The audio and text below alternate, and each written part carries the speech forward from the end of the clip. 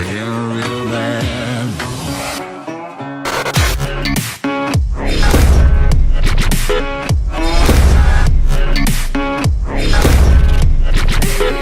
I've been a real bad boy on the town all night. Starting to calm down with the morning light. I've been down in the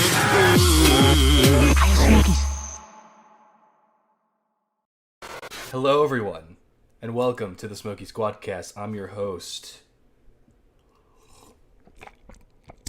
David. I'm here with Hunter, who is your other host. Yeah, I was about to ask about that. Like, when did you become the sole host of the Smokey Squadcast? Because I started it and I came up with the name. Technically, I came up with the idea when we had a conversation, and I said, you know what, we should really start a podcast, because we have really interesting conversations. That's a good point, but I took action. Too soon to add.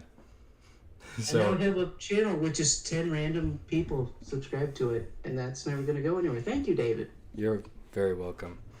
Well, it was at, like, the teens, like, maybe 15, and then it went down. It was about, like, 16, and then everybody just stopped subscribing to it and subscribed to this one, which I appreciate. Yeah. Because it got that channel below this one, because for the longest time, when you put in the Smokey Squadcast, that immediately came up at the top of your list, was the one that we didn't want people subscribing to. And I deleted it. I don't know why it's still up. Yep. So today's topic, oh yeah, Thomas isn't here. So you'll have some peace with this episode. We're going to be talking about James Gunn's latest announcements for the new upcoming DC projects. Last episode we talked about him taking over DC and how, if that's good or bad. I'm kind of whatever about it, but hopefully these announcements will change my mind. Yeah, I haven't seen the video that we're about to watch, so you're gonna get my first reactions, my first blush at this. But I know a lot of people are really angry that James Gunn is taking over. They really liked what Snyder had to do with the DC, but I do really feel like the DC needed to be remodeled, just reset basically. So I like this idea, and hopefully we'll be able to actually give people some peace of mind about what's gonna be happening. Yeah, definitely. So I guess we shall start with the video. Now let's move to that, please. Transition. Hey everybody, I'm James Gunn. I'm the co-CEO of DC Studios. So as many of you know, DC has been disconnected in film and television for a long time. And it's one of, our jobs, mine and Peter's, is to come in and make sure the DCU is connected in film, television, gaming, and animation. That the characters are consistent, played by the same actors, and it works within one story. And if something is outside of that, like Matt Reeves' Batman or Todd Phillips' Joker or Teen Titans Go, that it is clearly labeled as DC Elseworlds, outside of the mainstream DCU continuity. Now, Peter and I have gotten pretty lucky in terms of the 4 projects that are coming out over the next year. First, we have Shazam! Fury of the Gods. Shazam has always been off kind of in his own part of the DCU, so he connects very well. That moves directly into The Flash, a fantastic movie that I really love. It's a fantastic movie. Then to move into Blue Beetle, a fantastic film about a kid who's a marvelous part of the DCU, and then into Aquaman 2, which leads directly into our next few projects, which I'm going to tell you about now. So, Peter and I, along with a group of very talented writers, have started to map out an 8 to 10 year plan of what DC Studios will be in film, television, and gaming. This first chapter is called Gods and Monsters. Now, this, what I'm about to tell you, is a part of the first chapter. It's not the entire first chapter. The first project is Creature Commandos. Creature Commandos is an animated series. I've written all the episodes. Something we're going to do that's a little bit different at DC is we're going to have characters move into animation, out of animation, usually having the same actor play their voice as who plays them in live action. So this has a lot of Suicide Squad, Guardians of the Galaxy feels to me. I don't know about you. Say that just looks stupid. I don't know. Maybe it's concept art. So concept art always kind of looks dumb. But yeah, that. Okay.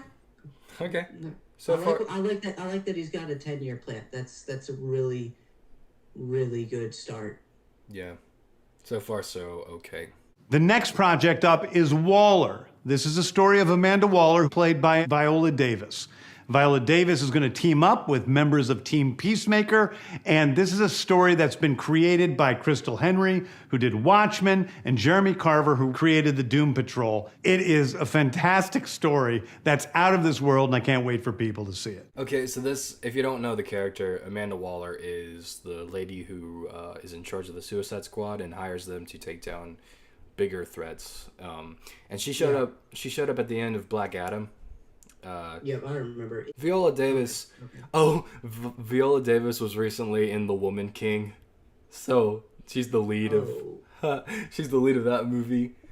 So I'm gonna try to just see her as Amanda Waller, because I think this is coming from someone who hasn't seen either Suicide Squad movies. I think she does a good job at being a dry, quiet. I don't know about quiet. She's good. She's good at being serious. I'll give it that. Give her that. Okay. Next up is the big one, the true beginning of the DCU.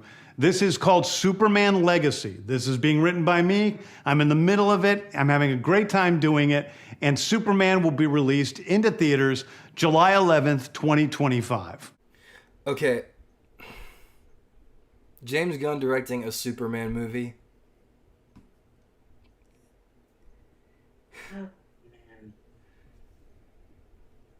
He's like, he accidentally lasers someone and they're like bleeding out and it's going to be used for comedic purposes. That's what I think of. Oh, boy. James Gunn. I don't know. I think, has there ever been a comedic Superman? Like Guardians comedic? No. I'm sure there's like slightly comedic. Yeah, I think so. Like, he's not like being quippy or anything, but like the Justice League animated series, Justice League Unlimited, he has some funny moments here and there, but it's not him being quippy though. It's like, yeah, I don't know about this. I was all for this until.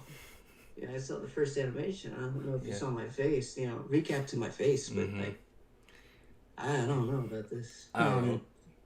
I'm sure it'll be fine. Better than J.J. Abrams, I'm sure. Okay, yes. Okay, the next thing is a big premiere HBO television series called Lanterns. This is a story of a couple of Green Lanterns, Jon Stewart and Hal Jordan, and we have a few other Lanterns peppered in there, but this is really a terrestrial-based TV show, which is almost like True Detective, with a couple of Green Lanterns who are space cops watching over Precinct Earth. In it, they discover a terrifying mystery that ties into our larger story of the DCU. Okay, that's cool. I like that a lot. Yeah. Space cops, that's like the coolest thing you could do. And Green Lantern has not been adapted well. He's been adapted once by Ryan Reynolds, and he's very famous for being in that movie. But we don't need to talk about that. Everybody. I remember seeing the posters come out for that movie. It did not look good. That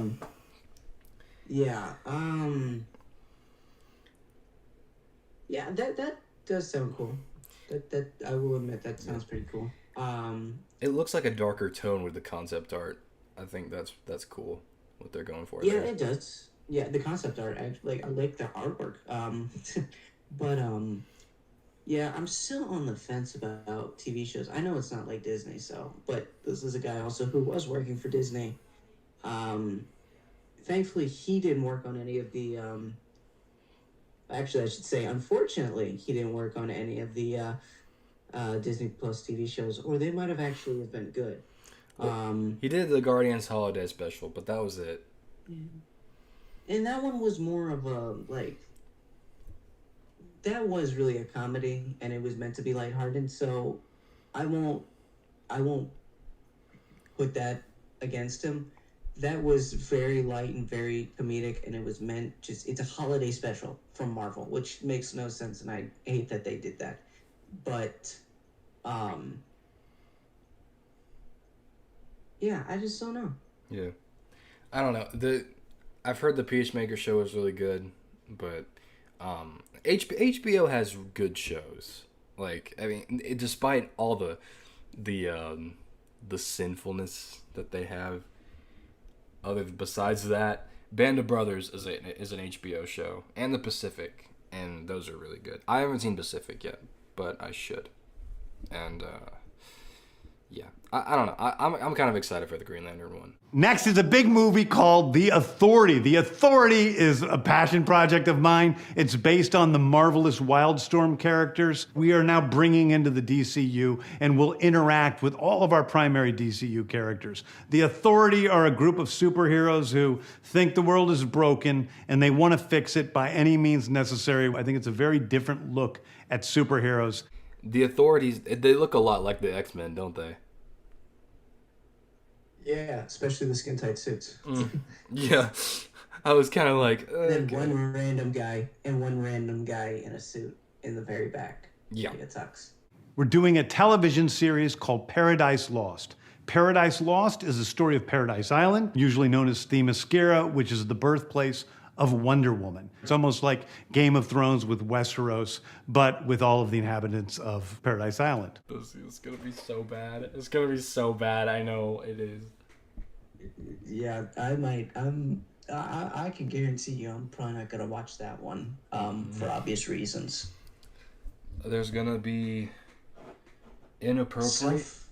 Just stuff. Okay, just press play. There's gonna be stuff in there, so just go. The introduction of the DCU's Batman is The Brave and the Bold. The Brave and the Bold is the story of Batman and his actual son, Damian Wayne. This is based on Grant Morrison's great comic book run. Damian Wayne is my favorite Robin. He's a little assassin who Batman tries to get in line, and so this is the story of the two of them and the beginning of sort of the Bat family in the DCU.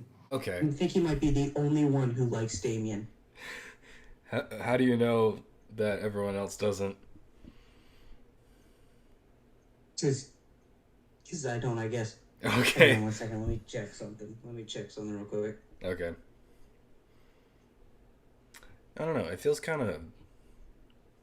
The concept to me feels kind of rushed because, I don't know. If you're trying to set a new universe and Damian Wayne shows up that quickly, because he didn't show up until, like, I don't know what year it was, but there were plenty of other Robins before then, so it feels kind of weird. Well, I don't know when this takes place, so I can't really say, but...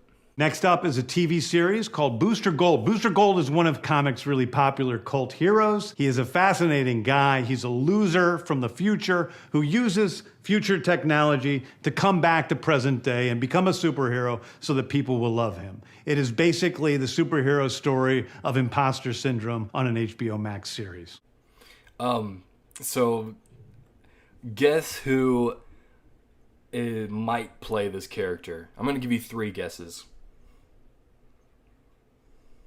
Jake Gyllenhaal. Nope.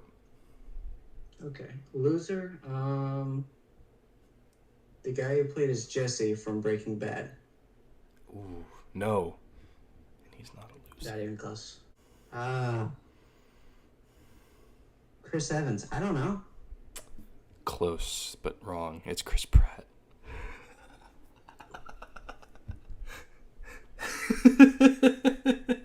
He's just bringing the MCU to DC. Chris Pratt. It's like he's not even hiding it anymore. Yeah. Well, it's because he's worked with Chris Pratt and he likes his actors that he hires. Like Sean Gunn, his brother who played Kraglin in Guardians. So which I think that's fair. I mean, I'd like to have actors that I know well to be in my projects. One of my favorite comic book series from last year was Tom King's run on Supergirl, Woman of Tomorrow. And so we're going to turn that into a big science fiction epic film. Now, Superman is a guy who was sent to Earth and raised by loving parents, whereas Supergirl in this story, she is a character who was raised on a chunk of Krypton. She watched everybody around her perish in some terrible way, so she's a much more jaded character. And that brings me to Swamp Thing, the last thing we're going to talk about, a very dark horror story in the origins of the monster who is Swamp Thing. And although it's totally outside of the rest of the DCU, it will still feed into the rest of the stories. Didn't we already have a Swamp Thing show? I think we did. I don't know. And I notice he's really trying to give a backstory to every character. And that I can get behind. I like that. yeah.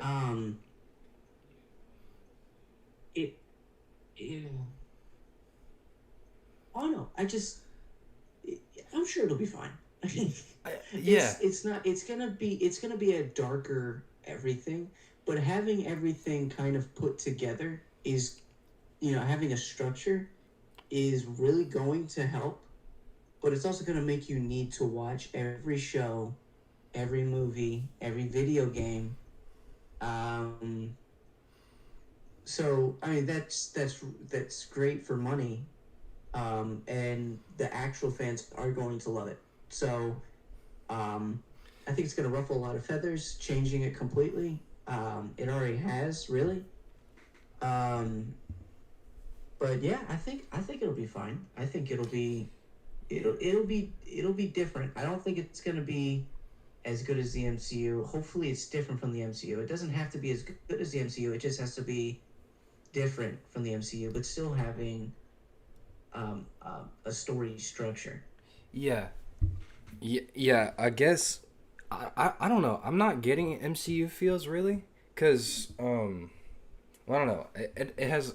I can't explain the different feeling, but it just feels different. Cause James Gunn, he said at the end of the video, we don't have to watch it, but he does love. He collected comics as a kid. He loves comics, and these are characters that really stand out to him, which I think is great. But on the other side of the spectrum, there's like, setting up main people instead of side characters that no one really knows. Which I think, yeah, you can make movies about these people, but I think they would work better as like a side thing or like a separate thing for like a solo movie. Like, if you were to make a movie about Clock King from he's a Batman and Green Arrow villain, it'd be weird putting him in this universe. I would say better make a solo movie for him. They've done it with Joker, who's a popular character who they could put in to this universe, but I don't know. Yeah, I think they'd have some problems with Clock King just because he's a much lesser known character. Yeah, and these guys, I've never heard of these people that he's mentioned. Some of them I've never heard of, and I don't know. Yeah. So I don't know. Whatever. I'm okay with this. I was pessimistic at first, but seeing this, probably not a smart thing to say, but whatever. I'm sure it'll be very creative and good. He's a good storyteller. I don't, no doubt about that. He's definitely taking a turn. I mean, the DC so far has seemed kind of dark, but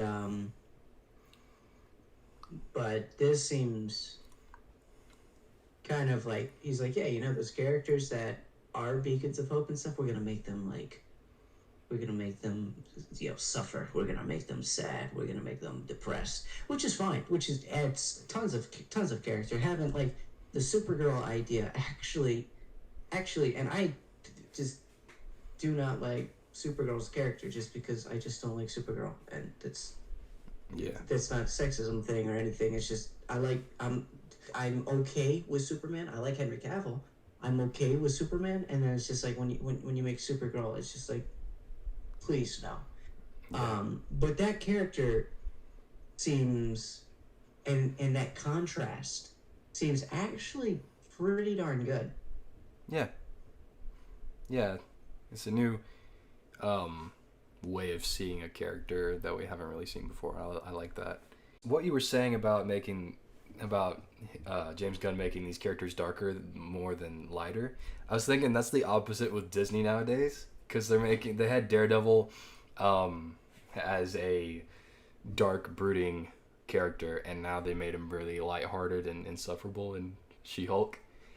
So that leads me to ask, what if they put Punisher in the new Marvel universe they have now?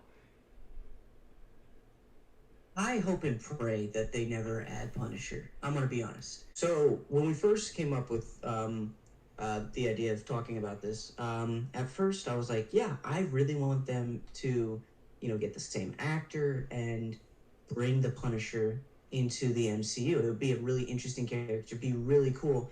As I don't know if they're gonna make. I know they're making an Avengers. I don't think he would make it into their new Avengers. But just as a really interesting character. But then I started thinking about it, and now I really hope they don't put him in the MCU. I talked a few podcasts ago. No, this was the video, or this was the trailer reactions about how now the MCU, they don't know what they're doing with guns. They don't.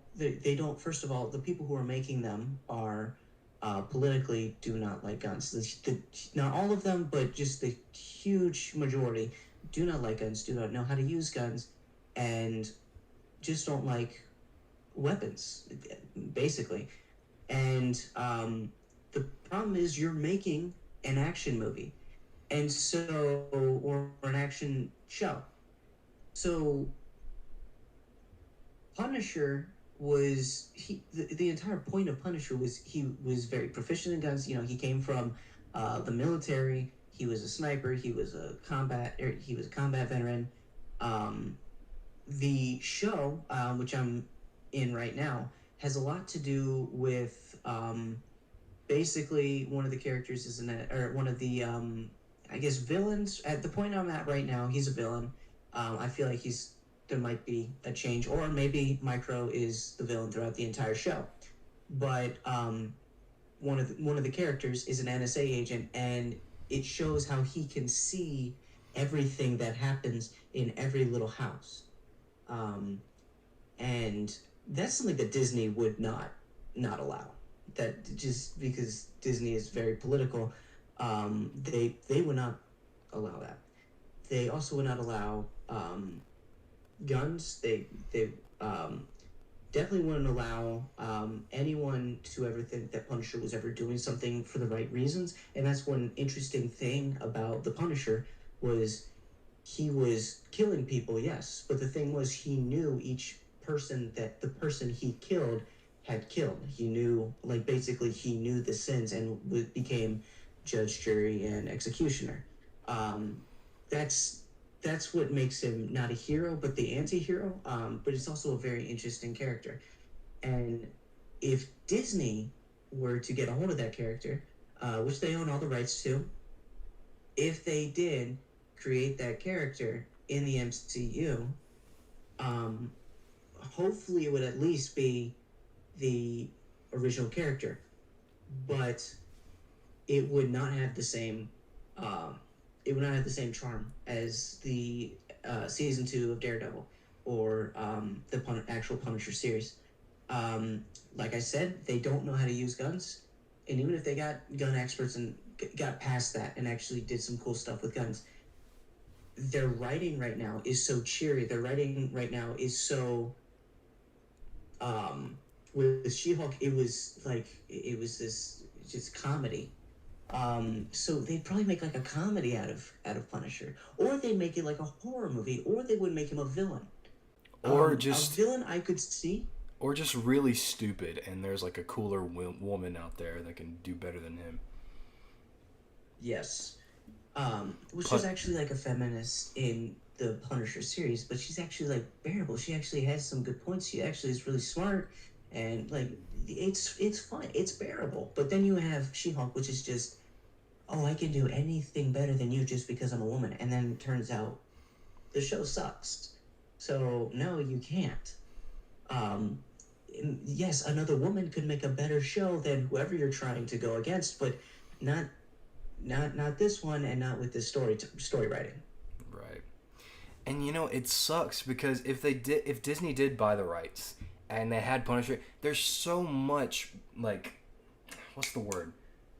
Like, possibilities, I guess, because in the comics he teams up with Spider-Man, and they're making another Spider-Man trilogy. For those who don't know, Tom Holland's coming back for another trilogy, which would be, that's going to be great. I know that's going to be good because Sony's still in charge of Spider-Man in terms of those movies. And they can have Spider-Man and Punisher cross over. They can have Spider-Man and Daredevil cross over. There's so much stuff you could do. Because Spider-Man, like, street-level superheroes, Spider-Man is more familiar with, I would say, than, like, upper-level heroes like the Avengers. But he's already been with the Avengers now at this point. But then he can move down to street-level heroes. And that'd be so cool. But, I don't know. They're going to... Or even if you had... Punisher be like basically the villain of one of your or of Spider-Man. I would actually be fine with that if they handled it correctly, and Tom Holland kind of saw what he was doing, kind of saw the vision, but was like, just like what happened in Daredevil season 2. It was like, yeah, I see what you're doing, and yeah, those guys are filth, but maybe actually let due process of law. Yeah. Another thing is they probably would not get the reason why Punisher did what he did correct, because the entire reason why he did, and this is what I love about the Defenders saga, just Daredevil and Punisher, is they really honed in on what makes your villain, what makes your hero tick, what makes them different. What's amazing, that's why when Bullseye and Daredevil started fighting, there was that clash, that it was a familiarity, but there was also a contrast, and they were basically opposites, but they grew up the exact same way. So one thing that was interesting about the show was you actually saw what made that character, and that's not something Disney's done. Not properly, anyway. They're just not in phase 4, or I'm assuming not phase 5. If phase 5 is going to be anything like phase 4, then it's there's not going to be that storytelling, and that's what, like, Punisher is a cool character, but once I saw season 2 of Daredevil, I was like, I have to watch Punisher, because he's such a well-written character, and the reason why he's doing that is because why he's taking out so many people is because they took out his family. And then we have She-Hulk, which she doesn't have many character traits. We have Kang. We don't even know what's up with Kang. I'm not even gonna go there. He's only been in like one season or one episode. But then we have Moon Knight. Moon Knight was pretty well made character. Confusing. I think they should have made a longer season. Hopefully they make more seasons of Moon Knight so we actually understand more about his backstory. They were pretty clear with that, I will give them that, but he's still the timeline was just a line. There weren't little branching things that all intersected. And that's what I liked about Punisher was, he had a family, he loved his family, but he also was in the military. He also was told to do things in the military he couldn't bear. He also was told to do things in the military that were illegal, and he wound up assassinating people. Once he finally gets back, once he finishes that, someone kills his family because of what he did in Afghanistan, or I forget where he was stationed. And you have multiple different things intersecting. Whereas with Moon Knight, it wasn't nearly as many elements to a character. Yeah, I agree. Characters, they've proven it with Moon Knight. Like, Moon Knight's a dark character. And, who else? I think just Moon Knight right now.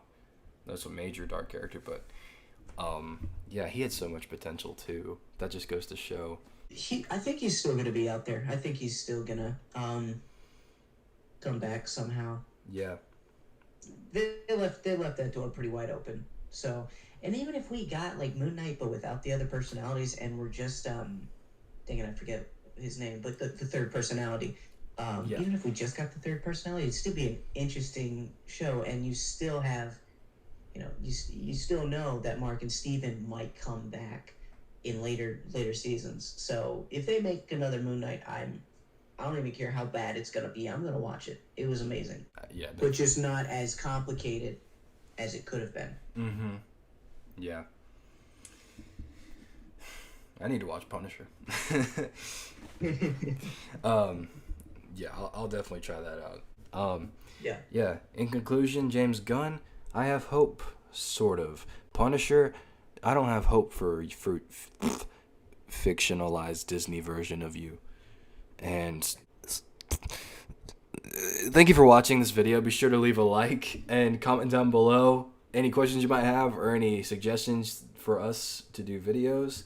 And consider subscribing to the channel. We really need you guys to hit that subscribe button. We've only got 30, but it's not too bad right now. So, yeah. Oh, you have not seen our Facebook account. We have had so many of you people watching our shorts. Actually, they're called Reels over there. But no one has followed us. Please make sure to follow the Smokey Squadcast on Facebook, on Instagram, on Rumble. Where else are we on? Don't mention TikTok. I've kind of abandoned TikTok. Don't mention TikTok. We're not on TikTok. Don't look at the link on the banner that we have for TikTok because it doesn't exist.